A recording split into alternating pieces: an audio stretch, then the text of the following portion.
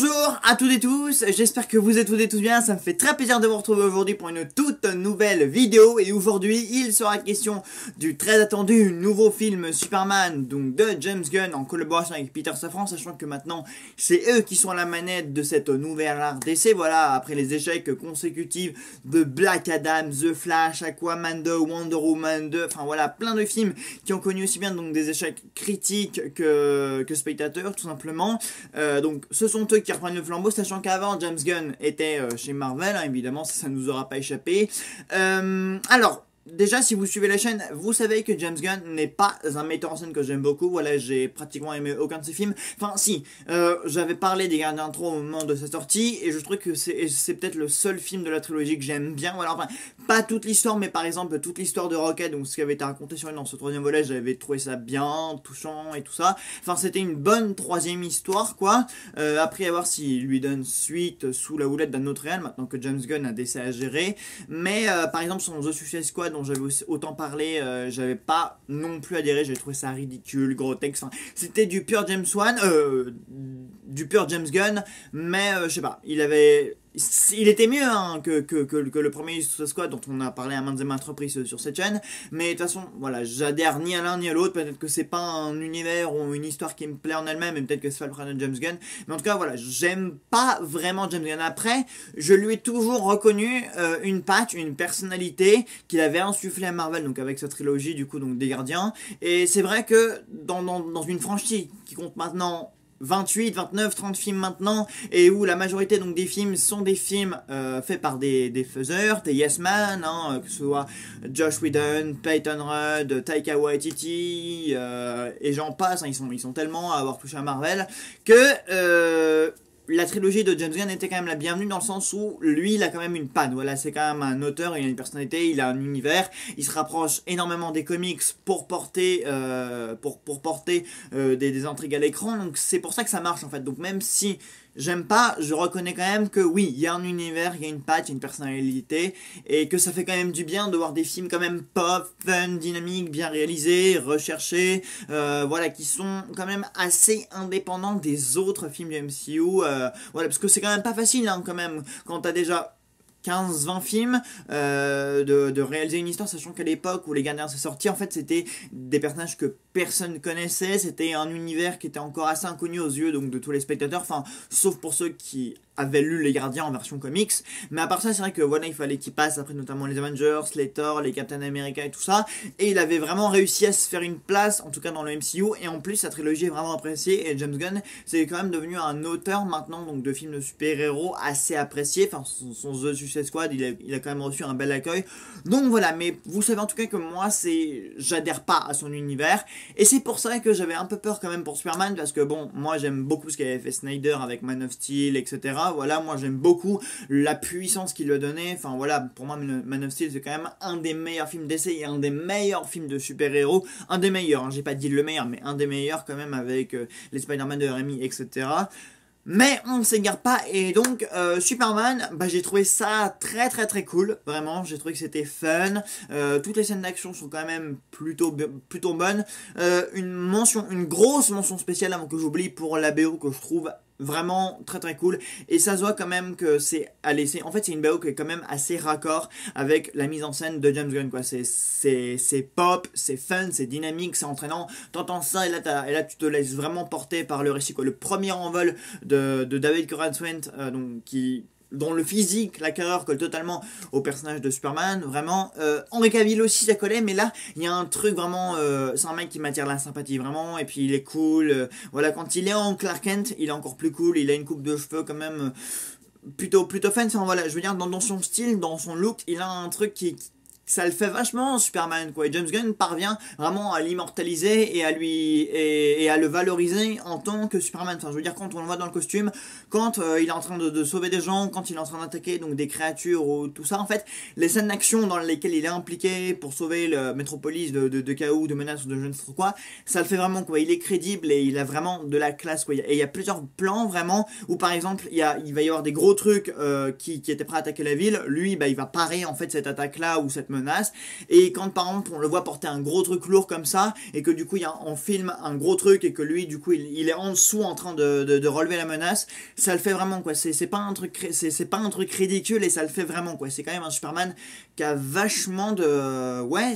il a de la gueule, c'est un Superman qui a beaucoup de gueule, aussi bien l'acteur et le personnage que le film en lui-même. C'est un film qui a quand même beaucoup de gueule.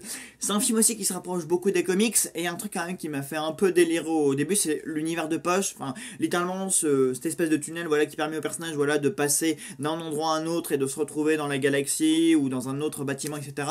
Je me suis dit waouh, d'où ça sort? Je me suis dit mais qu'est-ce que c'est que cette grosse facilité, genre en mode tu empruntes une sorte de tunnel de passage et tu te retrouves à l'autre bout de la ville ou à l'autre bout de la galaxie ou de je ne sais trop quoi.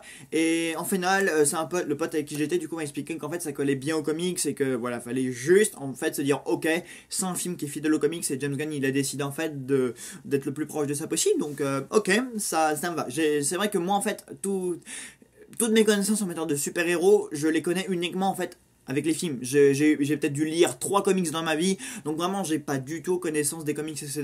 Donc je suis assez incapable de dire à chaque fois si c'est proche ou non des comics. Donc du coup après c'est mes potes qui eux le sont plus, qui m'informent, me disent mais si dans les comics c'est ça ou etc. Donc voilà, donc du coup c'est vrai que ce truc là au départ ça m'a paru un petit peu délirant et je me suis dit bon ok, si ça passe pour tout le monde, ok, je dis rien de plus. Les scènes d'action comme je l'ai dit sont plutôt cool, et le casting, oui voilà, c'est ça dont je voulais parler. David Corenswet, je me suis dit passer après Henry Cavill ça va être un peu compliqué parce qu'Henry Cavill il a tout quoi, le charisme, la posture, puis Snyder l'avait tellement bien filmé dans toutes les scènes d'action où il était impliqué. Enfin, c'était un combo qui marchait vachement bien. Mais néanmoins, David Corenswet, comme je le disais, il a un look, il a une personnalité, et notamment quand il partage des scènes avec Rachel Brosnan, le scène ça fonctionne vraiment bien. Il y a une grosse scène de conversation à un moment donné vers le début du film. Ils sont chez eux, voilà, elle rentre chez elle, il lui fait une surprise, donc ils sont ensemble déjà depuis 3 mois. Et en mode, elle veut l'interviewer parce que forcément, en fait, là il lui joue un petit peu à la Spider-Man, genre en mode, forcément, lui il bosse Daily Planet, enfin, ça c'est dans la mythologie de base, mais. Et du coup, lui, forcément, il s'interviewe un peu tout seul. Et du coup, il y a une grosse scène où, du coup, Lois l'interview. Et donc, du coup, ça permet vraiment de bien étayer le contexte le contexte géopolitique donc, du film. Donc, c'est cool. Et en même temps, il y a une dispute, mais en même temps, tu sens que là, c'est. En fait, dans ces disputes, ils sont entre Superman, Lois Lane et leur couple dans la vie de tous les jours. Donc, ça fonctionne bien.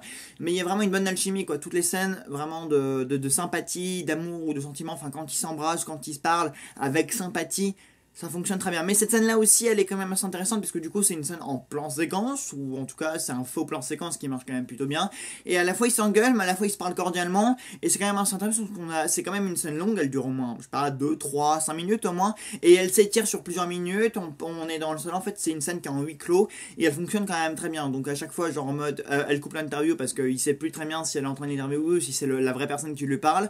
Donc c'est une scène qui est quand même très intéressante, et c'est vraiment une relation qu'on développe au début. Bon, au milieu, oui et non, parce que malheureusement, au milieu du film, après, t'as Superman qui est. Enfin, je vous révélerai pas ce qui se passe vraiment dans le film, hein, c'est une critique sans spoiler, mais du coup, lui, il a des problèmes à régler de son côté, et elle, du coup, elle va essayer de l'aider, donc ils sont séparés pendant une majorité du film. Mais quand ils se retrouvent vers la fin et qu'ils partagent vraiment des moments sympas et tout, leur alchimie colle bien. Mais ça, c'est un truc qu'on ressentait dans les promos, quoi. L'alchimie entre Corenswet et Brosnan. Rachel Brosnan, ça fonctionne vraiment bien quoi. Ils ont, j'aimais bien Lois Lane et Cavill quand même, hein, vraiment à l'écran leur couple rendait aussi très bien, mais là quand même il y a peut-être plus naturel, peut-être plus sympathique, on a quand même l'impression d'avoir vraiment un couple dans la vie de tous les jours quoi. La nana qui rentre chez elle, son mec qui lui fait la bouffe, après il parle un peu il se pelote, enfin voilà, il y a plus de naturel, je sais pas, il a réussi à rendre mieux ça. En même temps, James Gunn a toujours bien su gérer les relations amoureuses, Gamora et Star-Lord notamment, ça rendait très bien aussi dans les Gardiens. D'ailleurs, c'était un seul vraiment truc qui m'accrochait dans l'histoire, c'était cette relation amoureuse là, et du coup même dans les Gardiens 3, dans les Gardiens 2, même dans les Gardiens 1, il avait bien pu développer cette histoire là, les relations qui se développaient, et donc là du coup le fait qu'ils soient directement en couple, ça rend vraiment bien quoi. Les sentiments amoureux généralement c'est un truc que James Gunn gère assez bien, et quand il s'agit de gérer des histoires d'amour sur grand écran, il arrive à rendre ça très crédible, très naturel, très authentique, et voilà qu'on on est avec eux et on trouve ça mignon. Et je trouve ça quand même important qu'on croive à une histoire ou à ce qui se passe, aux sentiments entre les personnages, enfin c'est toujours mieux. Donc voilà. pour le reste du casting, Nicolas Hoult en Lex Luthor, il est quand même toujours assez nerveux, mais pareil, ça fonctionne quand même assez bien.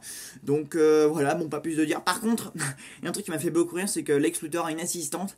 Je sais pas quel est le but de ce personnage exactement, surtout que c'est un personnage qui est quand même assez développé bizarrement. C'est-à-dire qu'en fait c'est une fille, une bimbo littéralement. Apparemment ça a l'air d'être sa meuf, mais elle passe son temps à se prendre en photo. Enfin c'est le cliché de la meuf qui se prend en photo avec son téléphone toutes les 5 minutes comme ça. Et en fait il s'avère qu'elle a un gros crush sur l'un des collègues de Lois Lane qui s'appelle Jimmy. Et je me suis dit mais qu'est-ce que c'est cette relation enfin, entre le petit jeune du Daily Planet et la meuf de Lex Luthor. Mais je me suis dit mais quoi? Mais je me suis dit, mais pourquoi entre enfin, cette relation? Le pire, c'est qu'elle, James Gunn parvient à en faire un outil pour le dénouement du film. Enfin, c'est avec ça, du coup, en partie que l'histoire peut se résoudre, parce que du coup, ça donne des indications à toute l'équipe du Daily Planet. Mais je comprends pas en fait pourquoi ces deux personnages-là, pourquoi elle, pourquoi lui, pourquoi eux, et vraiment il leur donne une vraie histoire quoi. C'est même pas genre en mode pour faire des. Enfin, c'est à la fois un running game, mais c'est aussi une histoire sérieuse qui sert vraiment au dénouement du film. Et là tu dis, mais qu'est-ce que c'est cette histoire là? Enfin, la blonde, enfin, ça n'a aucun sens d'avoir choisi ces deux personnages pour les foutre ensemble. Enfin, la meuf de Luthor et ce mec là, enfin, en plus, vraiment, typiquement, il a le physique d'un ado de 15-16 ans, d'un stagiaire qui a bossé dans un journal et. Il y a pas vraiment d'explication sur pourquoi il y a de l'alchimie entre ces deux-là, et même à un moment donné, il en discute avec Lois, il lui dit, cette meuf-là, elle crush sur toi. Enfin, moi j'ai trouvé ça très drôle, mais je me suis dit, mais pourquoi? C'est quoi enfin, c'est très drôle, ça correspond du coup à l'univers de Gunn, quoi, qui aime bien mettre des trucs complètement what the fuck dans ses films. Le what the fuck fait partie de son univers, sachant que c'est fun, et que ça rigole quand même beaucoup. Enfin, il y a aussi beaucoup de blagues, même dans ses autres films, sur des relations, des duos qui sortent dans ses films, notamment Drax, qui arrêtait pas de se foutre de la gueule de Star-Lord dans les Gardiens de la Galaxie. Enfin, ça fait partie de son univers, mais pour le coup, là, quand même, il pousse quand même assez gros, mais la vanne en tout cas les personnages qui se balancent des punchlines ou Gunn qui crée des duos ou des relations étranges dans ses films, c'est bon.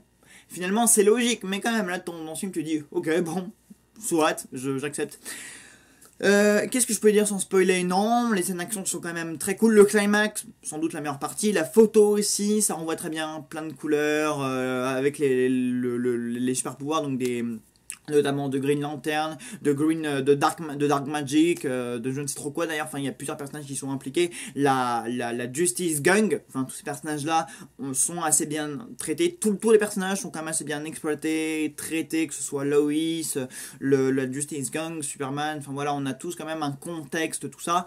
Crypto aussi, ouais, Crypto, même lui, il a d'utilité. Donc non, vraiment, j'ai trouvé que c'était quand même un Superman très correct, très fun, voilà, j'ai été emporté dans l'histoire, bon, peut-être pas à tous les segments, à toutes les parties, il y a peut-être des parties un petit peu plus longues, moins entraînantes, moins captivantes que d'autres, mais globalement, James Gunn a réussi sa promesse, a réussi son pari, il a fait quand même un Superman très correct, très fun, totalement à son image, mais quand même, il a adapté quand même son univers à celui de Superman, ce dont j'avais quand même très peur. Et alors je veux pas le comparer à ceux de Snyder parce que ça sert à rien, c'est des univers, c'est des styles, c'est deux metteurs en scène totalement différents, voilà.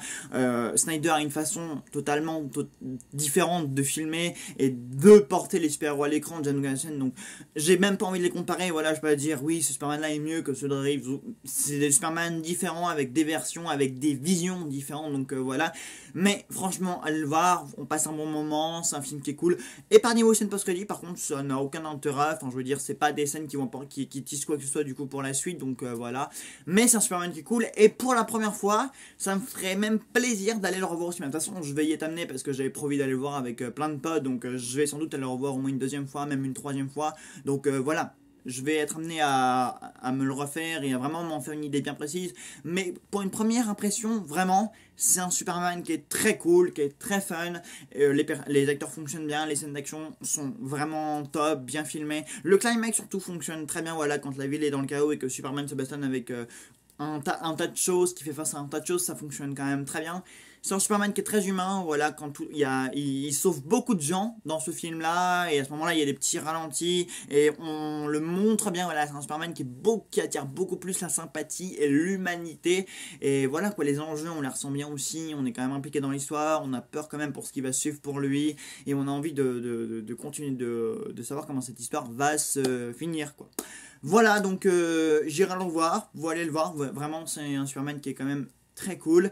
Et après, tous les films de super-héros qu'on a eu, ça fait quand même du bien d'avoir un film épique, mais aussi qui soit fun, mais à la fois qui soit drôle, sans que tout ça soit mal accordé. Voilà, tout s'enchaîne avec cohérence, tout s'enchaîne avec fluidité, et voilà quoi, il n'y a pas de longueur, il n'y a pas de choses faites pour être drôle, qui sont lourdes, enfin voilà, j'avais peur pour beaucoup de choses, mais finalement ça va quoi, ce qui est drôle sans que ce soit lourd, et tout à sa place au bon moment, voilà, donc ça c'est quand même une très bonne chose, vraiment, c'est un bon James Gunn. Voilà, James Gunn a su quand même se modérer ou insuffler quand même quelque chose d'à la fois épique, mais d'à la fois fun, mais d'à la fois drôle à Superman. Et je dirais que d'ailleurs l'humour, c'est ce qui manquait quand même au Superman de Snyder, c'est que c'était pratiquement pas très drôle. Enfin, il y avait des moments plus relâchés, mais voilà quoi. J'espère que le film vous plaira. Voilà, n'hésitez pas à me faire vos retours en commentaire. Et puis, bah, je vous laisse ici. Et puis, bah, on en reparlera peut-être. Et puis, vous inquiétez pas pour la vidéo bilan. Je suis toujours en train de la préparer, donc n'hésitez pas à me poser vos questions sous la vidéo bilan.